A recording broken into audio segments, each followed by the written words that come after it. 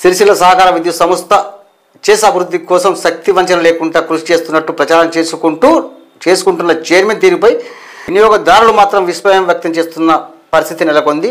తమ సొంత ప్రయోజనాల కోసం గౌరవ వేతనాల పేరుతో సహకార చట్టాల పరిధిని అధిగమించి లక్షల్లో వేతనాలు తీసుకుంటున్న చైర్మన్ పనితీరుపై సభ్యులు ఆగ్రహం వ్యక్తం చేస్తున్న పరిస్థితి నెలకొంది. ఇది ఒకటి అయిపోయింది.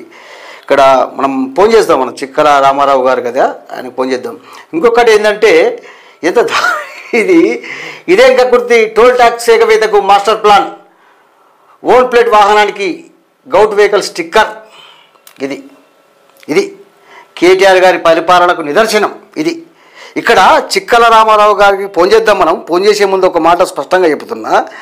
గతంలో చిక్కల రామారావు గారిని చైర్మన్గా వేసేటప్పుడు నేను అక్కడ చాలామందికి చెప్పిన, స్వయంగా కేటీఆర్ గారికే చెప్పిన నేను, అరే చైర్మన్గా అక్కడ నేత పరిశ్రమ ఉంది కాబట్టి ఆ నేత పరిశ్రమ మీద అవగాహన వ్యక్తిని పెడితే బాగుంటుంది. చైర్మన్గా పద్మశాలి బిడ్డను చైర్మన్ చేయండి, లేదా బీసీ బిడ్డను చేయండి, కానీ దొరబిడ్డను ఏందని చెప్పి మేము చాలాసార్లు చెప్పినాం. అక్కడ చిక్కల రామారావు గారికి ఫస్ట్ ఫోన్ చేద్దాం.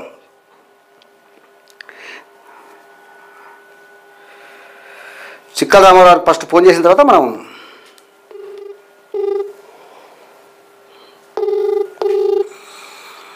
హలో అన్నగారు నమస్తే.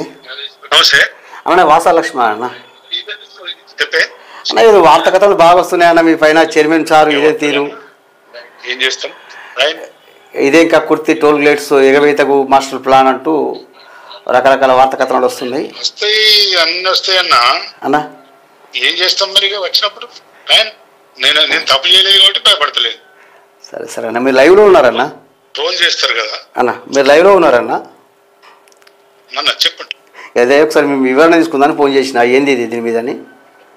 లేదు ఏముంటుంది అన్న వివరణ, దానికి అన్ని కరెక్ట్ ఉన్నాయి, నో ప్రాబ్లం అన్న.